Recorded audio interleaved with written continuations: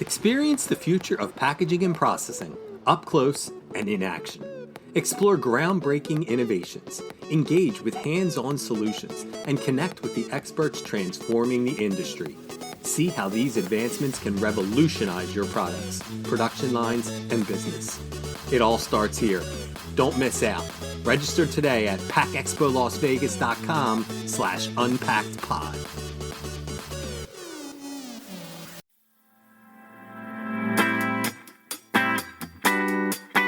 You're listening to Unpacked with PMMI, where we share the latest packaging and processing industry insights, research, and innovations to help you advance your business. Hi, and welcome back to another episode of Unpacked with PMMI. I'm your host, Sean Riley. In this episode, we welcome back PMMI Director of Custom Research, Rebecca Marquez. She joins us to talk about PMMI Business Intelligence's 2024 Snack Food Trends Report. The report focuses on how machinery in the snack food industry is evolving, especially with sustainability challenges. Rebecca highlights changes in packaging materials and the industry's response to consumer demands and legislation. The report also explores trends like increased outsourcing and the growing role of robotics. Stay tuned for its release in October, just ahead of PACK EXPO in November, where attendees can see all of these innovations in action. Don't miss the chance to dive deeper into the future of snack food machinery at the largest show in North America this year. So, with all the fancy introductions out of the way, welcome to the podcast, Rebecca Marquez. Hi, Sean. How are you today? I'm doing all right. That's what I like to hear. Today we are talking business intelligence and we are talking snack foods. So to get things kicked off, what exactly are we talking about when we're talking about the 2024 Snack Food Trends Report? I'm very excited about this report. Nice. It's something that we're getting ready to release in just a couple of weeks. The report that's coming out is a BI product that's looking into how the machinery market for the snack foods industry is evolving. So for the last few years, and I've talked to you about this several times now, Sean, we've been doing a lot of research in the sustainability and packaging materials space. And one of the things that we're finding out when we talk to end users and when we talk to our members, the OEMs, is that end users are seeing challenges when they need to change materials on a piece of equipment. And what we're noticing is as consumer preferences change, as legislation changes, as there are changes to recycling capabilities and circularity, supply chains, this is all driving some significant change around transitioning materials in some consumer packaged goods categories. And food and beverage in particular are two of them. Snack foods are a good candidate for material changes just by their very nature. A lot of times they're in plastic bags, flexible packaging. Right. They're in small packaging. It's generally plastic. If it's not plastic, it's a multi-material. They tend to be in things that are difficult to recycle. And they require special barriers in the materials that they're packaged in because of oil so a lot of times, given all the preferences I just mentioned, they require perhaps changes to a more sustainable material. And what happens causes disruptions on a line because a piece of packaging machinery cannot accept a new material so easily. Obviously. There's a whole process involved in this. And we've done reports on this and we've looked at it from the machinery side. So the snack foods report is actually from the industry side. Oh, cool. We're looking at it from the specific industry and we're looking at how is this particular industry impacting the machinery side. We're looking at it from the other way. Now, I can't remember off the top of my head, when was the last time that we did one on snack food? Has it been a while or? It has been a while. We did one in 2018. Okay. That was the last time we did a snack foods report, and it was done slightly differently. It was a little more comprehensive. This time we're really zeroing in on machinery. Okay. So the last time we did it in 2018, it was really a full market report. And So we looked at trends more, I guess, at the time. And we're looking at trends now as well, but it's really machinery focused. And But sustainability is such a huge trend right now that it maybe wasn't as big as in 2018. Yes, it got mentioned in Right. 2018, but really now it's tending to overtake a little bit and become more of a focus. Right. And before we get into the trends, I just wanted to say, let's first talk about how we're defining snacks, Hmm. because we know that people can think of snacks in a million different ways. So we have to, in both papers in 2018 and in this one, we have to define what we're calling snacks. So we start out with two separate categories: sweet snacks and savory snacks. And for the sweet snacks, we divide them up into five subcategories: confectionery items, bars. And when I say bars, like cereal based, Hmm. granola based, protein based, that type of thing. And then snack cakes and donuts, cookies and biscuits, and then fruit snacks. And then for savory, it came down to eight separate categories.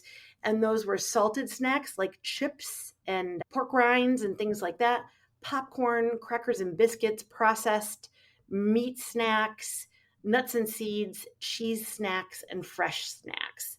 And fresh snacks would be like diced and cut fruits, veggie snacks, things like that. Okay. And for the 2024 report that we're getting ready to release, the categories all stayed pretty much the same. We might have added one subcategory, I think, but they're pretty identical. So some of the trends that we looked at in 2018, or some of the trends that we saw in 2018, a couple of them were like increased outsourcing of production from large snack food companies. That was a big thing that we saw in 2018. And that's still going on. I think large snack food companies are looking at contract packaging and contract manufacturing. And just as a plug, we are getting ready to release a contract packaging and contract manufacturing report as well. So Oh. please, everyone, be on the lookout for that. It is coming out early October. So please be on the lookout for that one as well. And then we also saw, as a trend in 2018, companies, including smaller companies actually, jumping on the healthy snack Right. bandwagon. So that was a big thing in 2018. That was all the rage at the time. And we also noticed in that report, when we were doing interviews, there was a perception among a lot of CPGs that robotics, that technology, was way too expensive. That was a big perception at the time. And so we were looking at that report as a 2 to 3 year prediction of what was going to happen. Okay. But at the time, the CPGs that we spoke with were really predicting that robotics wouldn't be fully embraced until about the 5 to 10 year mark. So that's what they were looking at back then. And wouldn't you know it, here we are at the 6 year mark, Hmm. and now we are starting to really adopt it. Smack in the middle. That they were pretty right on, honestly. And what they were looking at the time too in terms of robotics was they were really looking at pick and place filling, and they were looking at things like robotically equipped case packers, which we're seeing that now. We are seeing adoption of those types of robotics, but we're also really seeing an explosion in robotics being applied in warehousing too. Oh, Like right. that's just exploding. But the prediction itself, in terms of embracing it at the 5 to 10 year mark, it really was spot on at the time. So it sounds to me like some of the trends that you've discussed will probably be reflected in the machinery we're going to see at PACK EXPO International. There will be some examples of all of the types of technology that I just mentioned.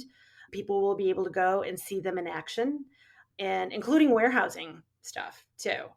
Everything will be there. Hmm. And as I've talked to attendees before, when you're planning the show, please use the tools that we provide to you to plan the show and try to stick to your plan. What I've heard time and time again is that everybody plans the show to within an inch of its life. And then the minute you walk in the door, all plans are out the window because there's so much to see. Yep. But please use the tools that we give you to plan the show, because they're really handy. And you should be able to plan out your day and plan in some of these things that I'm talking about to go see. Yes. So how about for you who's been to a few of these PACK EXPO, Vegas, East, International, Southeast we have now, What are you most excited about for PACK EXPO International? Actually, there's two things I'm Okay. really excited about. One is Vision 2030. That is like a workshop that we put on every year, and it's topic driven. So the topics always change. It really depends on what's sexy at the time. Hmm. So we have 4 sessions this year, and there really are like workshops. They're interactive, and it's generally 70 to 100 people, and those groups are made up of CPGs and OEMs, and they really are solutions groups. We pick a topic, and CPGs and OEMs get together to come up with solutions to these common issues.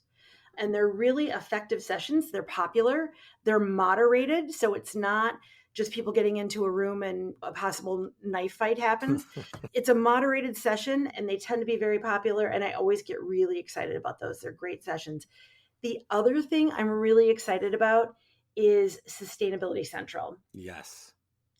I'm very excited about that. We've got so much good stuff coming up that I had to look it up before I talked to you today, because there is so much stuff. I was looking at the speakers and I was like, holy cow, I can't even believe some of these topics that are listed, but we're going to be covering everything at Sustainability Central. It's pretty bananas. There's just stuff on EPR, there's stuff on circularity, there's stuff on materials. We're going to be presenting stuff on materials. PMMI is. Right. And please check it out. It's going to be good, and there's going to be tons of interesting stuff to see there. So I would highly recommend you stop by. Very cool. I will be sure to, and I hope our listeners will as well. So to wrap up, when do we think this 2024 snack food trends report will be released? We're going to shoot for mid-October. Okay, so It will be before the show, for sure. And how am I using it when I get my hands on this report? So for our members, I always like to think that our reports are really good for our members to see what end user needs are not being met. Right. Because we're talking to end users when we do these reports, and we're asking them, what problems are you looking to have solved? And what kind of machinery do you need to solve those problems? And what kind of innovations are you looking for? And that is very handy to our members. So that's exactly what you can use it for. Very cool. I want to thank you, Rebecca, for taking time out of your day to come on here and chat about the report and the show. Absolutely. Please rate, review, and subscribe. To do that, go to the iTunes podcast or Spotify app on your phone and search for Unpacked with PMMI.